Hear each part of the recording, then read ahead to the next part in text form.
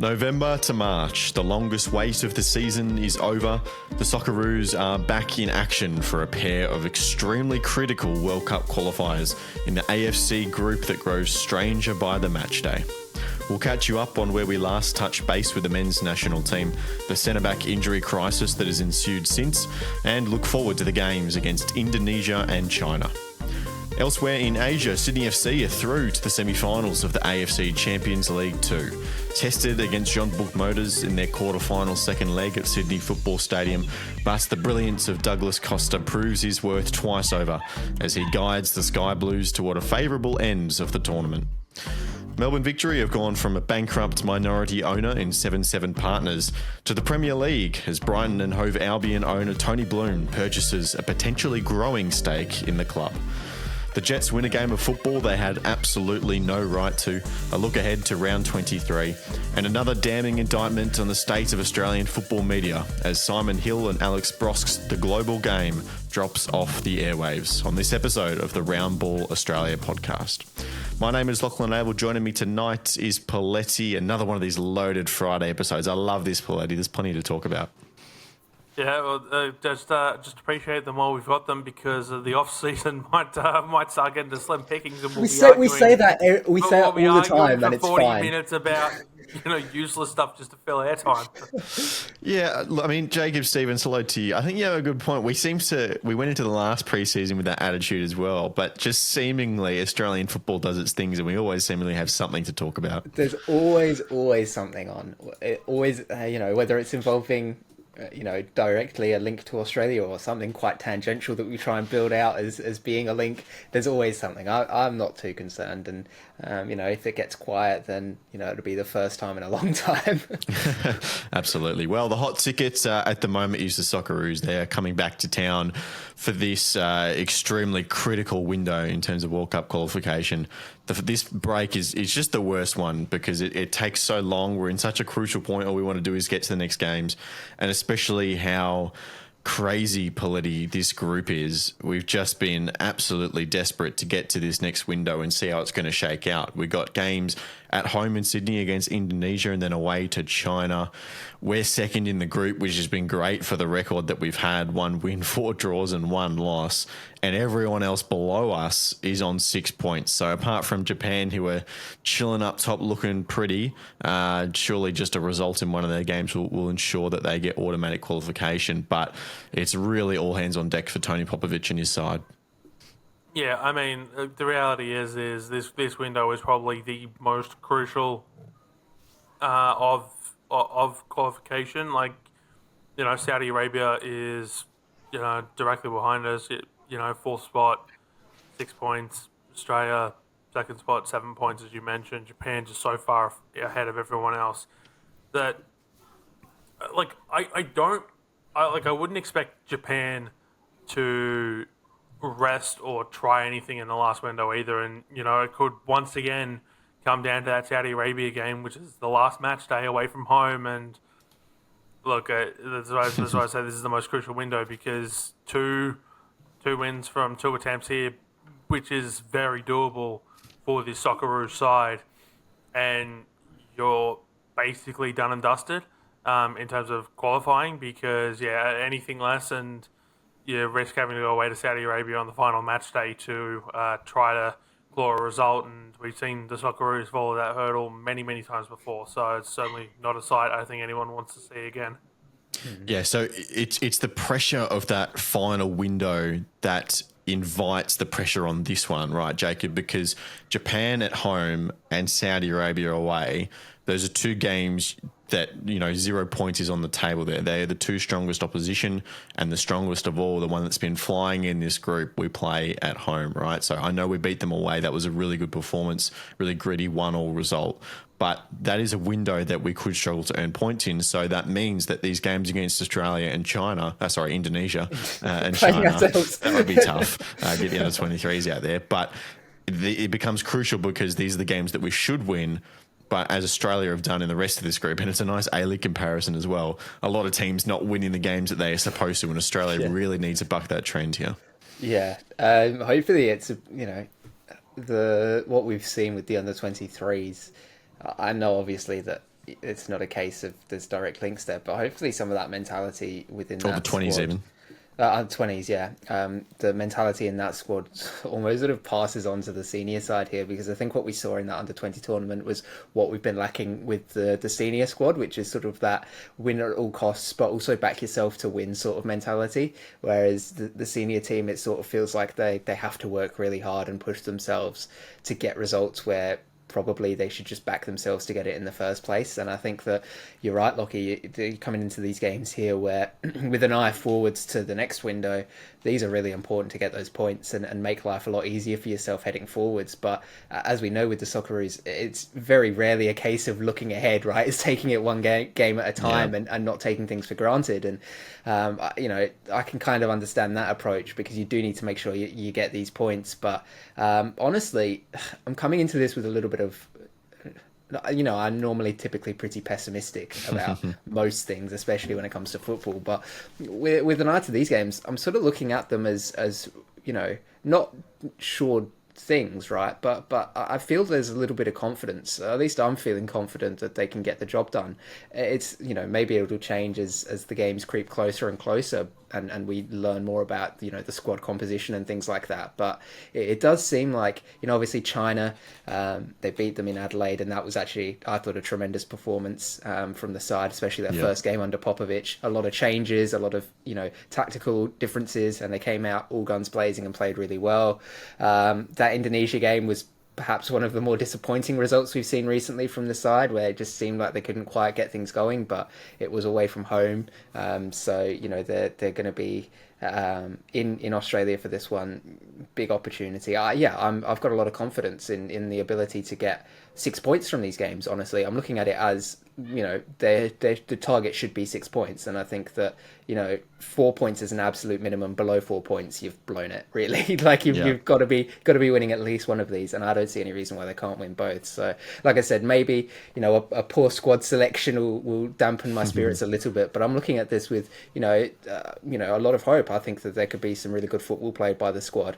Maybe it is I'm a little bit blinded by the performance of that under-20 team and thinking, well, you know what, they've shown how to do it. Let's see if the big boys can take that on board as well. But yeah, I do have a lot of confidence in the ability to get these 2 games done. And I mean, call me crazy, but yeah, like I said, I'm expecting 6 points here. Yeah, interesting. Well, if you are listening to the show after about midday on Friday, you will know the squad. We're sitting here, we record these on Thursday nights. We haven't seen it yet. We're hoping to get a reaction up on YouTube around 1:30, 2 o'clock, so you can go check that out on the Round Ball Australia YouTube channel. But we're sitting here on Thursday night. We know Poletti, a lot of centre-backs have been injured playing club football over the last little bit. We knew about Alessandro Ciccatti since the last window. Harry Suter, Hayden Matthews, both been given long-term injuries. They're out for the remainder of the club's season. So we're going to have to dig into a little bit of depth here, especially if Popovich does maintain this 3 centre-back formation, which he's been playing so far. But he has also said that the playing the 3 at the back and the inverted wingers, it was about melding the squad and figuring out the best he could get out of it. So potentially with limited centre-backs available, a 3 at the back is no longer the best thing he can get out of this core squad. But with, your top 3 maybe not top 3, but definitely 3 of your top picks out, you're going to have to bring in some new faces, and you're going to have to go a little bit wide to find them. Yeah, you are indeed. 3 at the back late in the qualification campaign. Where have I heard that one before? I don't know what you're referencing. There could be a million answers to that question.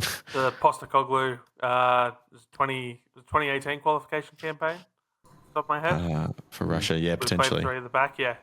Anyway, my attempt at a joke that's clearly gone wrong. This audience isn't good enough for me.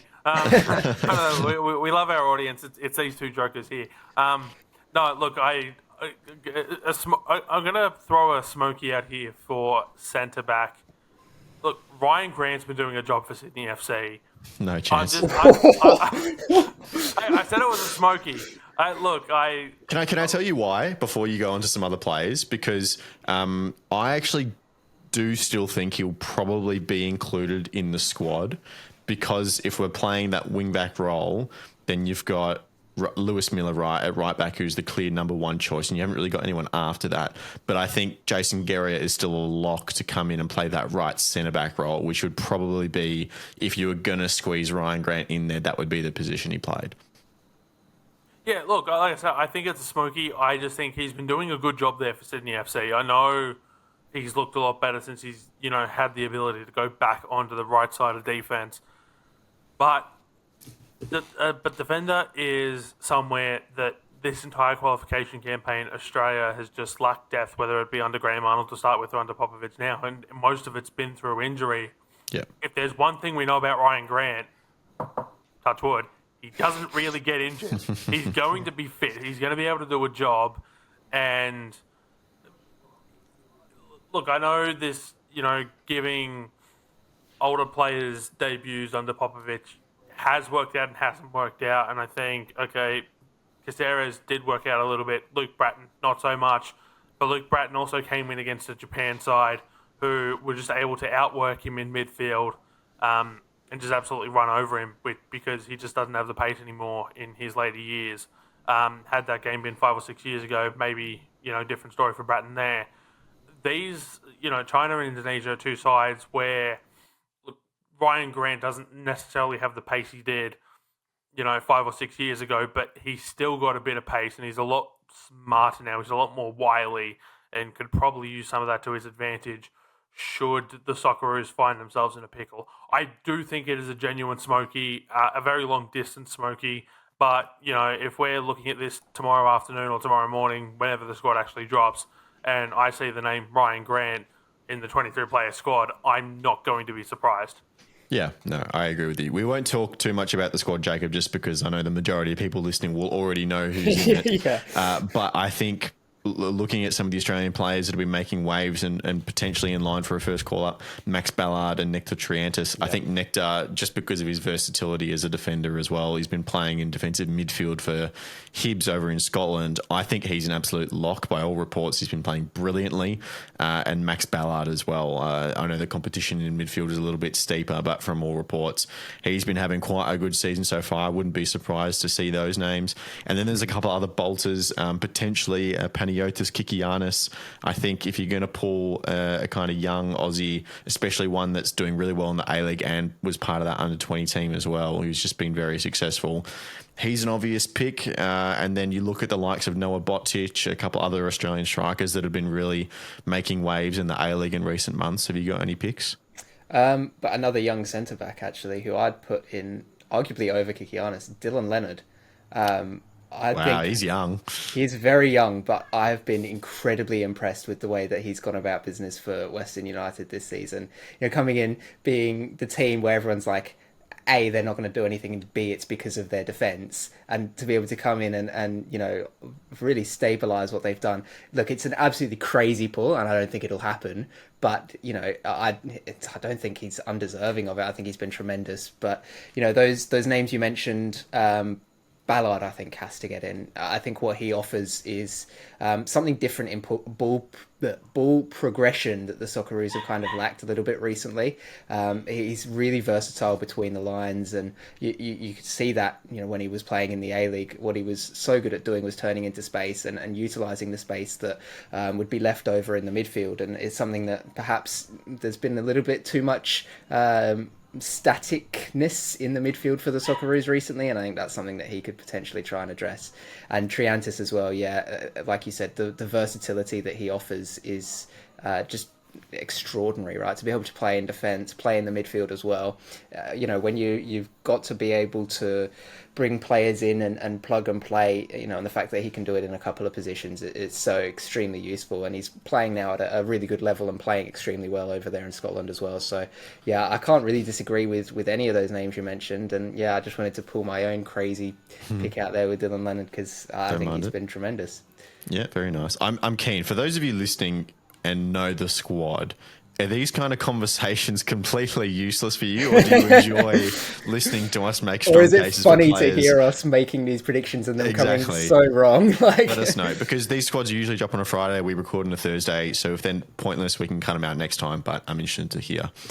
So, of course, the opponents, Indonesia, was a 1-0 draw last time out away from home. Obviously, that was under Graham Arnold. A lot has changed since then. And then China, as we've said, the only team that we've actually beaten in this group, which is a crazy statistic, 3-1 over in Adelaide, Tony Popovic's first game in charge. We'll be doing live streams, by the way. Just a quick plug over on the YouTube for both of these games. They're massive. Come join us. There's going to be massive ramifications for the Socceroos after this. And, watching the other games go forward as well, we got to pay attention to not just trying to get this top 2, but honestly, if we don't get 6 points here, we will go into the final window in a world where it is possible to drop out of the 4 and miss out on World Cup qualification altogether. So it's really hard to understate how important it is for 6 points in this window for the Socceroos, but it's not going to be easy. Let's transition to elsewhere in Asia. Sydney FC, the Sky Blues, through to the semi-finals of the AFC Champions League 2. Poletti, a massive, massive night for the football club at Sydney Football Stadium. I think it was about 7,500 people in attendance, which by Australian standards for the Champions League is exceptional. They were tested in this one, 2-0 down at half-time to Jeonbuk Motors, made it level on aggregate, but led by Douglas Costa, Patrick Klimala chipping in as well. They fought back well, and they look at them go. They're putting together some really nice performances in this competition. They are. It's one of those things where it's taken a while for it to click with Sydney, but now that it's clicked, it's really clicked, and it's showing. Like, yeah, they switched off a little bit in the first half, and John Book took advantage of that, but what side hasn't switched off at one point or another, especially in a long, grueling cup competition where travel aplenty is the order of the day, just by sheer virtue of the fact that we're a good 8-hour flight away from basically the entire rest of the continent, on a good day, let alone if you have to make a connection at any different point. I imagine there would have been some players feeling quite sluggish. I know on the flight over to Korea, Alex Grant, who is about as tall as I am, got stuck in the middle seat in economy. So, that's just the reality. So for Sydney to come back, and hopefully they got better seats on the way back, and to put out performance like this and dominate the majority of this game and come away rightful victors, I think it's just a testament to what Sydney FC are building, and based on everything else that's happened, as we sort of discussed last week. Excuse me. You're looking at a situation where if Sydney don't win this, it would be a shame, because they should be odds-on favourite to win from here. Yeah, we'll get on to what lies ahead for Sydney FC, and it is good news for Sky Blues fans. But Jacob, I was thinking about what makes this year different from last year, because the comparisons to the Mariners are obvious, right? They're playing in the second tier, they're winning a lot of games, they're making their way through the competition. They're obviously not doing it as well in the league at the moment. There are reasons for that. They probably still will make finals. But obviously, the quality of opposition is a little bit higher, especially in this knockout phase. It's been a lot higher than what the Mariners faced. And whereas the Mariners had this story of the travel and the adversity that they faced going to all these different countries, I think this Sydney FC run, like the games of football, will actually be remembered a lot more than what the Mariners were. You will remember Segatic's equaliser against Bangkok and Douglas Costa in overtime. That no-look pass from Costa to play in, I think it was Corny Perkins, to end up with Kamal's goal tonight. That shot, there's going to be a really cool camera shot of Douglas Costa playing that pass, and that goal is going to go down in Sydney FC history. And the quality of the team that they've recruited in the off-season and put into this competition and beat Jeonbuk for the first time, they're not going to have to play Sanfrecce, which we'll get to, but to just beat this quality opposition and play the football they are, I think that's how this tournament is going to be remembered. And it's a real compliment to Sydney FC and the recruitment team and the management and the players.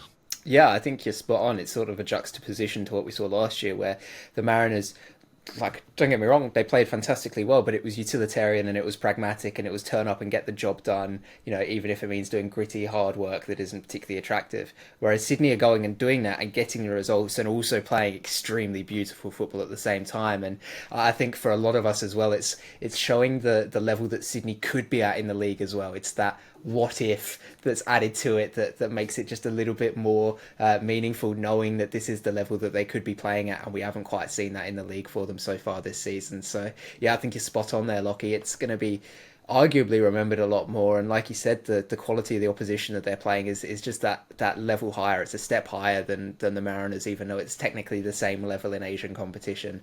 And I mean, this game showed it. It was Jeonbuk were down 2-0 heading into the game. Hope's basically gone for the most part, right? But they fought hard and they made Sydney work for it. And there was a 10-15 minute period there where Sydney FC fans, and I know Poletti was stressed a little bit as well, were thinking, it feels like Sydney are going to somehow mess this up and throw it away. But that's the thing that sort of differentiates this run to what the Mariners had, where it never really felt like the Mariners were completely on the brink, right? There were times where it was close and, they had some difficult away days and things like that, but at home you always backed them, and it never seemed to get out of hand. Whereas with Sydney, it's like they've had these moments and these little passages where they have looked a little bit poor, but then they go up the other end, and Douglas Costa does a little bit of magic. He put in a fantastic free kick in this game as well, whipped it in from 40 yards out, and I think it was Ryan Grant on the end of it, cross ball to Alex Grant for a tap in. Like, it's those little things, like you said, Lockie, you're going to remember them for a lot longer than, to be honest, name a goal the Mariners scored in that run that it was particularly memorable. I think maybe was there a Docker one from outside the box or something in one of the games? I can only really remember Alu Qual's winner in the final. Yeah, exactly. And that's because it's the winning goal in the final. You're supposed to remember those ones, whereas already we've had these moments with Sydney that, are in just the regular knockout games and the group stage that you will remember for a long time. So no, I think it's got that little bit of magic that perhaps the Mariners didn't have. Again, it's not doing a disservice to the Mariners. They did a fantastic job last season, and especially to couple it with the league. But Sydney, it feels like they're playing this really just beautiful magic football that we want to be seeing more of, and really sort of exemplifying why I think we'll back them to be arguably the best chance that Australian competition would have in the Champions League elite at this point in time. Oh, and it would be massive if they could win this competition and then go into the Champions League elite, as well as whoever manages to get that second spot in the A-League. And, in lovely coefficient news, I'm happy to say that Sydney FC have carried the country. They seriously have. This probably won't mean anything to people, but we're up to just under 12 points on the season, which, to put it in a little bit of perspective, is the best that Australia have done since 2016, when Sydney and Melbourne Victory both made the round of 16 in the Champions League, right? So after all the pain that we've gone through with the Central Coast Mariners, Sydney FC have turned this actually into a pretty good year, and we're in close rivals with Malaysia and China, who are now both out of all competitions. Singapore's a couple of steps below. They'll obviously take on the Singaporean team, Lion City Sailors, in the semi-final through extremely controversial circumstances, Poletti. Funny. It is pretty hilarious. We talked about Valencia Mann and his ineligibility last week, and the fact that they played him anyway, and this oversight by the management of the club has condemned them to an exit in this tournament. Lion City scored the opener in the second leg, which is a great show of intent. They conceded one back, but it finished 4-1 because the first leg was forfeited to 3-0. So now for Sydney, they're going up against what is a weaker opposition in the semi-final, and if they manage to win that, they get to host a one-legger at home in Sydney. This is suddenly turned into, from Sydney FC, they should be a pretty good chance. Sydney FC are the favourites of this competition. They absolutely are. Like I said, as I said a little bit ago, if Sydney don't win it from here, the entire thing, it'll be an absolute shame. And I would think you'd have to start asking questions as to why they haven't won it from here. Like, if it's a one-off final, I know that pending qualification, they would host it. As the East hosts this year, it was the West turn to host last year, which is why the Mariners had to go play at 2 a.m. in front of all of like 5 people in the crowd to win their trophy. But yeah, look, they could just come into an absolute juggernaut of a side on the other side of the bracket, which is entirely possible in these finals. But yeah, if they don't win it from here, it would be a shame. But yeah, one of the funniest stories, it's so peak A-League that like peak A-League has just gone onto the continent now, right? Because that's what this is. This is peak Asian football right here. Because so for those who don't actually know the story, so Valencia man got copped a 3-game suspension after the MacArthur's loss to the Mariners, where he was adjudged by AFC Disciplinary Committee to have slapped a player in the aftermath. For those who might remember, there was a massive brawl at the end of the game. Basically, everyone from both benches and both starting 11s just all came together, and I believe Germain was the only one who copped punishment, so he was the only one who actually got physical out of it. So 3-game suspension. MacArthur didn't qualify for AFC competition. So that was, just a bit over a year ago now? Yeah, so it's obviously slipped his mind. It's slipped, Sanfrecce's mind. And MacArthur weren't going to write a note with him as they passed the line. It's like when your kid's late to school. Sorry, kid is late because he can't go on the excursion into Asia. I'm sorry. We're not signing the permission slip. But yeah, so Valencia man played. I'm guessing someone from Lion City picked up on this and made the complaint to the AFC. Obviously, it gets overturned, so he's out. 6-1 becomes 3-0, so that's, what was it? It was an 8-goal differential swing in favour of Lion City. And then the other Germain in Sanfrecce's squad, Rio Germain, gets a red card in this game as well. So, Germain problems on both fronts here for Sanfrecce, and they're out of Champions League as a result. You know what the funniest thing is as well? That's only 2 games now. He's still got one game to go. So could you imagine if he transferred again? He's out at Sanfrecce at the end of the season, and whoever his next side is just like, oh yeah, we'll play him too. Whoops, sorry, we didn't know. It's crazy, but yes, Sydney FC have found themselves in a really somewhat fortunate, because don't forget they lost to Hiroshima twice in the group stage. They put up good performances in those games. Don't get me wrong, but they did lose twice. So this now becomes an easier path, and no disrespect to the Western teams as well, but just the travel in Asia swings the balance a lot in a game like that. So massive for the Sky Blues. They will have to figure out, though, that final is set to be played, I believe, on the weekend of the first leg of the semi-finals in the A-League. So that's a question for the APL in terms of how do they go about negotiating that fixturing, but it'll be interesting to see if they get there. You would play if Sydney were to make the semi-finals, you'd have to play that game midweek. There's no other way about it. Crazy suggestion. You play the semi-final for the Champions League the one week, and then on the next week you play both semi-final legs on back-to-back days. Jeez, that would be controversial. Probably not the most controversial thing the AFC has ever done, but hopefully not. Hopefully they get a little bit of rest in between. But good news for Sydney FC fans. Patrick Klimalo has been hinting at a possible contract at Sydney after his loan expires. Of course, he's on loan from Poland. He did an interview with AAP's George Clark during the week saying Sydney has an option to buy him, which we knew, but apparently for a price that is very low, which is encouraging. He says he wants to sign a deal for 3 years minimum, though, which potentially isn't too much out of line with what they'd potentially be offering him anyway. Obviously, A-League contracts are getting longer. He's only 27, 28 max, so that's not an outrageous demand. Apparently, the family has been travelling a lot, so they want to find somewhere to settle down a little bit, make sure his wife and kids are comfortable, and by the way Sydney FC are going, that's got to be a pretty attractive proposition for him. So he's been a quality player. He's showed up big both in the Champions League and in the A-League at moments. Hopefully he stays. Hopefully he stays in Australian football. He's been a really great addition. Let's transition into a bit of A-League specific news. Jacob, Melbourne victory. a fair bit of fortune for them as well. The Big Blues are on the end of a bit of luck at the moment. In the space of 2 weeks, they've flicked off 7-7 partners who went bankrupt, have been causing a lot of kerfuffles in world football across their wide club ownership network. A report from Yosimar during the week saying that ACAP, who was the holding company that were controlling these shares, just allowed it for free as well. Yeah. Minority stake in Melbourne Victory said you can just keep it, or I don't know what the official term is, but we're not going to require any money from it.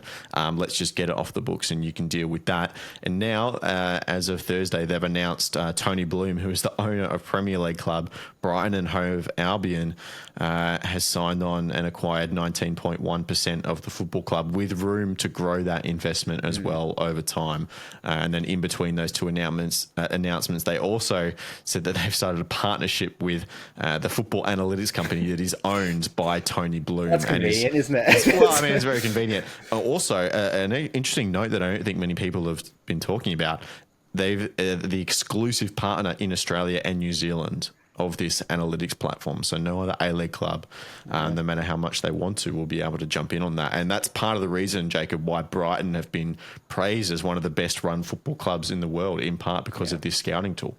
Yeah, I was going to say that's massive for the Victory, because we've seen over the last couple of years, or at least those of us that have paid attention to English football, you know, the work that Brighton have been able to do it's always compared to Moneyball, right, where they're picking up these undervalued, overlooked players and turning them into stars. But it's a pretty apt comparison, because it's what they've been doing well, and they're now a mainstay in the Premier League from being sort of relegation fodder most seasons. So been a massive turnaround, and like you said, Lockie, a lot of that is down to their scouting department, their analytics, and if that pays off in spades for the Victory as well, then they could be returning to some of those great days of the past where they were dominating the league, which is a scary prospect, I think, for a lot of other sides in the competition. But it's interesting to see now a lot of foreign ownership coming into the league, because for a long time in the A-League it's all been known Australian figures that have invested in clubs, and if it's not been them, it's been at least people associated with football in the country. And now we're seeing a lot of Premier League clubs, right? So we've got Brighton now, obviously, City with Melbourne City, Bournemouth with Auckland. It's getting to the point now where I think world football is starting to take what Australia has to offer a little bit more seriously, perhaps. Yeah. And this is probably an offer that's too good to be true for Tony Bloom to be like, what do you mean you're just gonna give this to me? Sorry, hold on. Let me clarify that. The shares from 7-7 were given back to the club. Yeah. And then my understanding, I think this came from Joey Lynch's piece in ESPN. He got some quotes from the club. They've then issued new shares, which have been sold to Bloom. So that's a slight clarification. They're not the exact same thing. I mean, it's still presumably a decent offer anyway, considering the situation the Victory find themselves in. Yeah, it's cool to see. Hopefully it pays off for them, because what we need is more investment in football clubs in Australia, B, good investment from people who know what they're doing with that money. Tony Bloom being one of those who definitely knows what he's doing.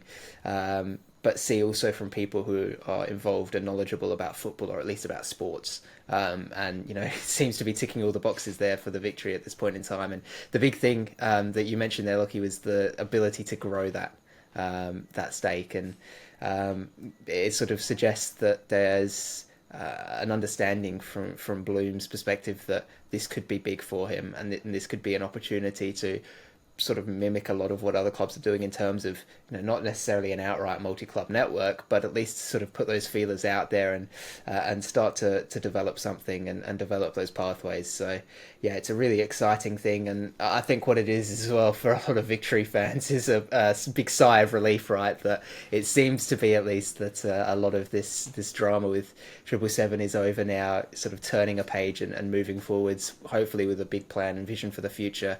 And I'm sure that's the case with somebody like Tony Bloom at the helm. Well, not at the helm, obviously, minority stake, but with him in one of the seats, helping make some decisions. Let's put it that way. Yeah, I'm pretty sure that will make him the second largest equity holder in the football club. So, 19% kind of sounds small, but in the realm of the different parties invested in Melbourne Victory, it's quite a large share. So, yeah, massive news for Melbourne Victory. I think we talked about this the last few weeks, but it feels that like they're doing a lot of football club things right, and this is just the cherry on top, getting rid of 777, which has been causing not really a lot of issues for them personally, but it's always just kind of been lingering over that dark cloud. They've managed to flick that off, and then to bring in some Premier League pedigree like Tony Bloom is massive. I think it really puts the club, in the right direction moving forward. Poletti, there was one game played in midweek. Of course, this is a season with buys and with odd teams, and this kind of thing is going to happen. It wasn't really quite a spectacle. Melbourne City hosting the Newcastle Jets. There was a lightning delay. The players were off the pitch for half an hour. I didn't think anybody really wanted that to happen. And by some miracle, the Newcastle Jets won this game of football. I could not believe what I was seeing, really. Melbourne City, it's the kind of like FIFA game, right, where you look at the stats at the end and it's like 25 shots to 2 and you've had all the possession and, you've got a keeper in net, Noah James making wonder saves. Like, he had one of the most amazing goalkeeper performances of the season to keep Melbourne City from scoring, and then LA Rose goes and does the business down the other end. It was almost unfathomable the way they won this game. I can believe it. Absolutely, I can believe it because I've seen this before. This is how Melbourne City play football. This is not just how their men play football, it's how their women play football. This is the City football way of doing things. It's racking up high amounts of shots. It's, sometimes a lot of them are on target, sometimes they're not. It's dominating possession of the ball, and sometimes, it comes off because you're just clearly so far and away better than your opposition in the case of City women. Like, it doesn't always have that, 100% success rate. I think back to a couple of games last season. The grand final. The grand final. There was I want to say Unite round against the Wanderers, where they ended up losing like 1-0. They lost 1-0 to Sydney FC, like in the grand final, as you said. But this, like I said, it is the City Football Group way of playing. Yeah. So I can absolutely believe that this has happened because I've seen it so often, not just this season with the men, but last season with the women, last season with the men. This is what they do. It's high not high octane. What's the term I'm looking for? It's high possession, high event football. Right. In terms of shots taken, high possession football. And more often than not, it works. But this is just one of those games where it just didn't work. And Newcastle are now, I think, if I'm remembering the stat from the call correctly from Daniel McBreen, it's like the first time since 2005 they've gone 7 straight undefeated or something like that. Like, wow. This is equal record in club absolutely history. Historic for the Jets here. But yeah, like I said, I would absolutely believe it because I've just seen this story too many times before from Melbourne City, and the Jets absolutely deserved the 3 points last night. I think the only thing I would argue against you there on that one, Poletti, is that the typical Melbourne City high possession, no goals performance also comes with a lack of quality chances. But I actually think in this game there were a few, and you look to Philip Kankar's save on the goal line and Noah James's outstanding performance as another reason. On top of that, yes, they probably didn't create as many golden cut edge chances as they would have wanted, but I think they still had enough to win this game as well. Oh yeah, no, and that is more than a fair argument. And Aurelio Vidmar said as much post game that they did enough to win 2 games of football last night. And on another day, they probably would have won, against the Jets. It's just this was the timeline where they didn't, and as I said, I've just seen it way too many times before, so I absolutely could believe it happened.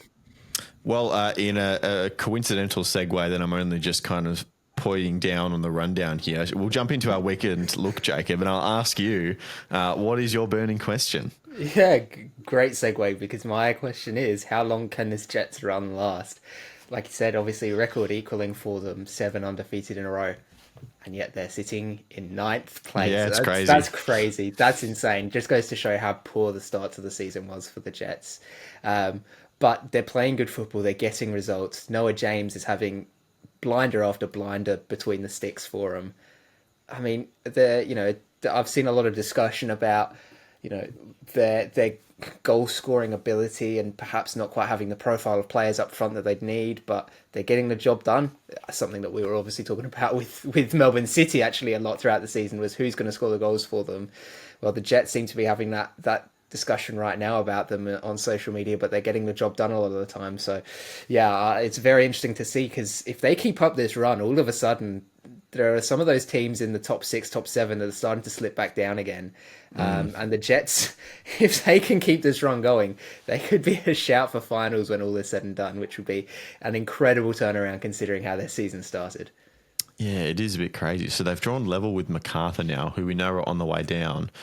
But they're 6 points away from the Wanderers, who are currently in 6th. They're equal on games played with them, but then you've got a couple of teams ahead that are also a game ahead, so that they've still got that catch-up in hand. So out of anyone outside the top 7 that we've kind of been talking about recently, they are the Smoky. Like 7 games unbeaten is an incredible record for them. If they go one better this weekend, who have they got? It's just slipped my mind. I think it's Western United at home. Correct. That's going to be a huge game. Yeah, another stern test, but they've got past Auckland, they've got past Melbourne City, who for me are the 2 best teams in the competition. So you're probably coming up against the 3rd at the moment. So if they can get through that, that's a big vote of confidence. That's massive. I'm going to go run into my burning question, and I'm going to say, I'm really keen to figure out how Ufuk Talay is going to play this game against Wellington Phoenix. Not necessarily what the result will be, but having come off such a big game on a Thursday night, this clash against the Phoenix has been moved to Sunday. But how many of your first team players are you really going to want to risk? It's an important game because it's a game against Wellington that you should win, and you need the points to get into the top 6. But do you want to risk another 90 or even 75 for Douglas Costa when you've got an Asian semi-final coming up in a few weeks' time? Are you going to risk the likes of Patrick Klamala has been pretty good, but like a Joe Lolly? Are you going to play them for the full game, or start them on the bench and bring them on if you need them in the second half? I think that's going to be really interesting to see how Talay plays it. Poletti, what's your burning question? For me, it's can Adelaide turn it on at home against MacArthur? Jacob shaking his head there, so I think I know what Jacob's thinking. And when I say turn it on, I don't mean the temperature. That's already turned on enough by the weather in Adelaide over the last couple of weeks. It's but I mean, Adelaide have had such poor run of form at home, I think would be fair to say, Jacob, without sounding too harsh. And this is a MacArthur side that aren't crash hot themselves at the moment, and we've already said ad nauseum as to why that is the case. So go listen to the last episodes from the last few weeks if you want to hear why. If Adelaide are to be taken seriously as contenders, they need to get 3 points from this game. But the heat could very much play a factor in that, unfortunately, for Adelaide. If the drinks breaks cooling breaks, as is the parlance at the moment, stifles momentum enough and allows MacArthur to just sort of sit back and maybe hit something sneaky on the counter. That would absolutely, be bad for Adelaide. If you want to hear more about the discussion around heat, you could check out this week's episode of the Dubcast, part of the Ramble Australia Podcast Network. Myself, Christian Montigan, and Burke really go in on the heat, not only across the A-League women, but across the A-League men in the last couple of weeks. Burke goes off a bit, doesn't she? Yeah. Yes, no. She absolutely does. You can head over to the Dubcast YouTube channel. You got it. We've clipped up her discussion in a little short, which I've labelled appropriately, so it's very easy to find on the Dubcast YouTube channel, but I highly recommend listening to the full episode. Very nice. Okay, well, I'm going to use that to pivot into my worst case scenario, which is that Adelaide lose to MacArthur. I think the last month, Adelaide have struggled. I think the reasons for that are pretty clear to see. They lost a lot of players to the under-23s. Dylan Perez has been a really key figure that's been absent from the matchday squad due to illness for a little while. They've got some of those players back. I'm not sure, Jacob, if Dylan will be included this week. I'm not sure what his status is. But things should be starting to settle for Adelaide, and MacArthur are a team that look like a shadow of their former self. So if you can't get past them, at home on a Friday night, I think, as well. That's the Coopers time slot. If you're not winning that game, you're in serious trouble. And if they don't, they're probably going to, they might not fall actually because they're already 2 points ahead of the Wanderers. But you're putting yourself in real danger of dropping outside the six. It's a bad spot to be in. But Carl Viet has been very, very strong in press conferences since that game against Brisbane, which is not something that you expect from Carl Viet. He's usually quite timid, to the point, toe the line sort of guy. But he has been very strong in the words that he's chosen to use, especially about the mentality of the team over the last month or so. So there's also the chance that this is a really big, and it goes to sort of Poletti's burning question, big opportunity for Adelaide to pull their heads in and actually get a good result at home for once this season, because was it the game against Victory like 2 months ago that was the last time Adelaide won at home, it feels like. It might be. I think it might have been. So because it's been, Auckland, the Jets they lost to. City. 1-0 against City. 1-0 against City, that's right. But yeah, it also represents an opportunity. But no, it does seem like just the way the team is going at the moment, it will probably be another disappointing result. Yeah, interesting. Okay, Poletti, what's yours? My worst case scenario is that Auckland lose to the Mariners. Auckland have started to stumble a little bit in the last couple of weeks. A couple of uncharacteristic results based on what we've seen so far of the club in their admittedly very short history, but it is the history we have to go off. Peinecker suspended, Vestrada is suspended for this one, so they'll be without a couple of their big guns in this game. The Mariners really have nothing to lose at this point of the season, bar maybe missing the Australia Cup playoff spot, but does anyone really care about the Australia Cup playoff? Actually, no, because Brisbane Roar and Perth Glory exist. So actually, I think they'll be fine on that front. But yeah, the Mariners have got nothing to lose. Does it matter? Like, serious question for both of you: would it matter to the Mariners if they go out and lose 2-0 or 6-0? No, I don't think. It would. I think yes. I think a little bit. I don't think it would, because I think if they go out with a very much an attacking game plan, something that might allow Mark Jackson to, and I think I said this, in the predictions game as well, just sort of like a chance to work out who stays, who goes next season, maybe try some different styles of game planning, and really take advantage of these last few games to sort that out and go with a slightly more attacking game plan. And okay, you may leave yourselves open a little bit more at the back, but at least you're trying something different. Yeah, fair. I think the only danger with that is like you don't want to be what Perth were last year. You don't want to concede, what was it, like 28 goals? Or no, and maybe not quite that much, 23 goals or something like that in their final 4 games of the season. Like, yikes, that's first day of preseason. That's a rough one. Jacob, what's your worst case scenario?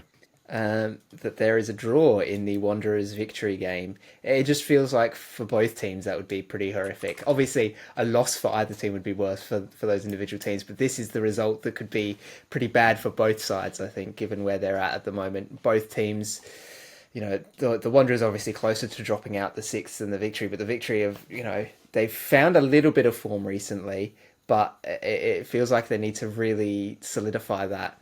2 draws, 2 wins in their last 4.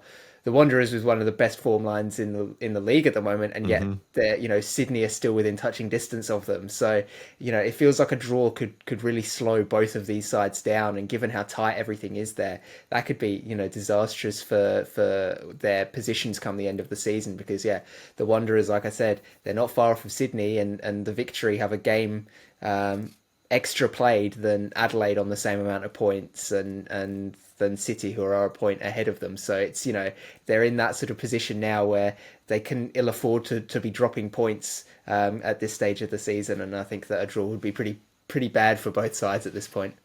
Alrighty, ping from distance, and I'm going to say I really want to return to the proper true nature of the chaos slot. Perth Glory at whatever 9:45 time it is over in the east on a Saturday night. It's been a little bit tempered as of late. So I'm just tipping 6 goals at least in the chaos slot. Of course, it's the Spoon Bowl as well, Perth and Brisbane. I think if Perth manage to win this, it's pretty much it for Brisbane in terms of finishing last in the league, which they of course don't want to do, and they still have an ability at this point to fight for not doing that. And this is their opportunity, and I just hope it gets a little bit crazy, Poletti. I mean, if there was ever a game where the chaos slot was going to deliver, it's this one. I pumped out the stats galore on our predictions game, which we do for Ramble FC YouTube channel this week. You know, just the amount of goals they've conceded, the lack of goals they've scored. Like, these are two poor defenses. So, you know, if there was ever going to be the chaos slot that delivers it is this one, well and truly. Which might be one of only 2 games spared from the horrendous weather this weekend as we go into my ping from distance. My ping from distance is that the heat will heavily impact all of the East Coast / Adelaide games, and there will be 9 or less goals across the 4 of them. So New South Wales absolutely getting battered by heat. You know, it's supposed to be 35 degrees on Saturday where I am, 36 degrees on Sunday. There's going to be low 30s on Friday night in Adelaide, low 30s in Newcastle on Sunday afternoon. Like, it is just a heat wave, you know, in the middle of March. And I just think, you know, just players are going to be exhausted. They're going to be fatigued. Heat breaks galore, momentum stopping. Like, this has the potential to be a very dour weekend of football through no fault of the players. Yeah. Hope not. Well, Jacob, I know the heat. I can only imagine what the players go through, because it's absolutely just kicking the hell out of me, and I work an office job behind a desk, so you know it's. Yeah. I sympathise with them, but yeah, my ping from distance. Phoenix grab a point against Sydney. Sort of going to what you were talking about, Lockie, with how does he sort of approach this game, especially with regards to the players he picks. I don't know. Maybe they just take it easy, right? They really let off the pedal, and you know, with their head sort of still on Asian football a little bit. You know, not quite realizing that they are in a fight to make finals in the A-League as well, and it lets the Phoenix come in. The one thing that could throw a spanner in the works there is that the Phoenix have not been good this season at all. Yeah, so not at all. even when they've been offered the opportunity to take games, they haven't quite done it. So you know, that's why I didn't say they'd get a win. I said they'd grab a point. Because I think if Sydney are off their game, the Phoenix won't score. Sydney don't score. It's a 0-0, you know. Yep, nice. I don't mind it. All right, just to finish us off today, some unfortunate news for the landscape of Australian football media. The global game is no more, at least for now. Of course, SEN's only, I believe, dedicated football show hosted by Simon Hill and Alex Brosk and produced by Alex Molchanov as well. Simon tweeted out during the week that the show was unable to find sponsors. They went on their Christmas break around November. From my understanding, the kind of ratings process of radio is that when you hit that mark, things tend to kind of reset for the new year. So, you know, ratings reset, the sponsorships probably reset as well. And they obviously haven't been able to find enough Poletti to continue, which is really unfortunate because outside of pretty much the A-League website and now, you know, Channel 10 Paramount, who are producing some content as the host broadcaster, you don't really have anyone else apart from now smaller independent creators that are actually producing regular programs about football in Australia. No, and I fear that number is going to drop in the next couple of years as well. I've been told that Seven West are set to make a play for the rugby league rights, or at least package of rights when that deal comes up in the next couple of years. So they've then got 2 potential properties. The AFL and the NRL, you know, along with cricket in the summer, like their appetite for football is going to be lower than it already is now. I mean, Channel 9 could maybe come in something like that, but they've also got, you know, other properties to deal with as well. So, like, yeah, that's just really not a good landscape at the moment. Can I throw in one smoky? If you were about to go where I was about to go, I'll let you have first crack. Go on. I was going to go two places, so you go first. Okay. Well, I was going to say Disney Plus have just started adding ESPN to their package, and there was an article, I forget the source, my apologies, that came out during the week saying that they are potentially interested in some Australian domestic sporting products. So if you're looking at what's kind of that tier 2, tier 3 level to get yourself in the game, come get the A-League. That was the second place I was going to go. My only fear for that is if we put it entirely back behind a paywall again, particularly one that a lot of people may not have been that Disney ESPN paywall, because based on what I've been seeing, reading, and this is speculation, I think ESPN's days on Foxtel might be limited with the DAZN takeover. Just sort of reading between the lines. Maybe that was part of that decision, yeah. So if we're putting it behind a paywall again that a lot of people don't have, it goes back to the argument at the start of this Paramount deal, which is, well, who's actually watching the A-Leagues again? But then the other place I was going to go was SBS have just slowly started to dip their toes back into football again. They've got an MLS game every week now between now and the end of the season. They've got CONMEBOL World Cup qualifiers.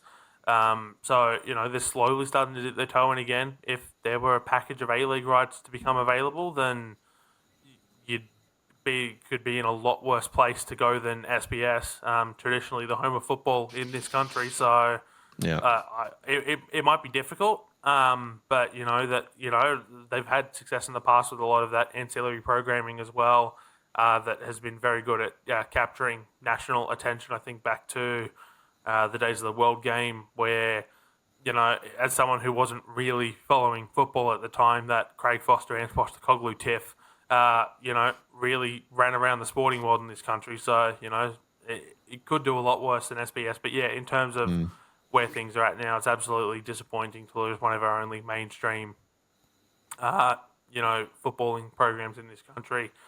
Something I enjoyed listening to every single week, Simon and the two Alexes. So, yeah, very, very disappointing. Yeah, Jacob, just to finish off on, the global game and the program itself, obviously the two Alex is critical, but, Simon is viewed as kind of the voice of Australian football and someone who's worked tirelessly over a long period of time for the betterment of the game. And even someone with him and his platform and his, I guess, brand in Australian football, to kind of lose that voice on a weekly basis, it's already left a hole. It's been like 4 months without them, and I know it was towards the top of one of my weekly listens, and to lose that regular exposure to all these guys talking about Australian football is really disappointing. Yeah, and it kind of is a big question mark then for everything else, because like you said, Lockie, when you've got somebody who's the voice of football in this country isn't able to, sustain a show on nationally syndicated radio, it's not a great look. It's a big question mark for everything else that's out there. Obviously, independent stuff is dependent upon the passion and the work that everybody puts in to keep it going, as we all know. But, the in terms of opening opportunities up elsewhere, it's not a great outlook. But I will just say that all this doom and gloom is not exclusive just to football, at least in radio. I know that Southern Cross Austereo have recently just had a massive amount of jobs just slashed in an attempt to cut costs. So across the radio industry, there's been a lot of jobs cut.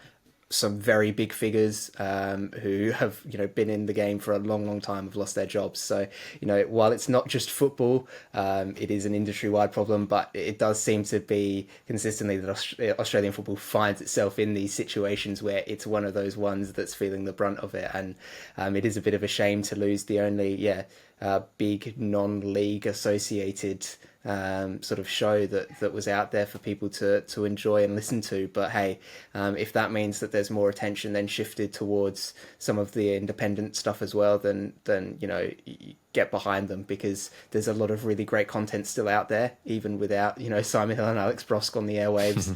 There's fantastic shows coming out every week, and I'm sure we've all got different listening lists that we have that we tick off every week. But yeah, there's great stuff out there. It does take a little bit of time to look and search for, but make sure you get around it, because there's a lot of hard work and dedication that goes into it. And while it's a shame we don't have the big support and these bigger shows going on, there's still always little gems to be found. Yeah, for sure, absolutely. I know that probably sounds a little bit like a plug, but genuinely, no. there are plenty of content creators around the Australian football scene that deserve a lot of support. So I know we all listen to a lot of them as well. So get around them. It's as important as it ever has been. But that will do for this episode of the Round Ball Australia podcast for today. Don't forget live streams, live watch alongs for both of the Socceroos games coming up the next week. And if you want to hear our instant reaction to the full Socceroos squad, you can head over to YouTube around, I want to say 1:30, 2 o'clock on Friday afternoon, and that should be there. But Poletti, thank you for your time today. Thank you. Jacob Stevens, thank you. Thank you. And you just locked yourself in there. 1:30 to 2 o'clock. People, be hard on him if it's not up by then. If I'm later than 2 p.m, you can have a go at me. I won't mind. Yeah. Thank you all very much. 2:01 p.m, Lockie. We're coming for you with pitchbox. That's fine. I'll accept that deadline now. Thank you all very much for listening at home. We appreciate your company as always. We'll see you next Tuesday. Goodbye.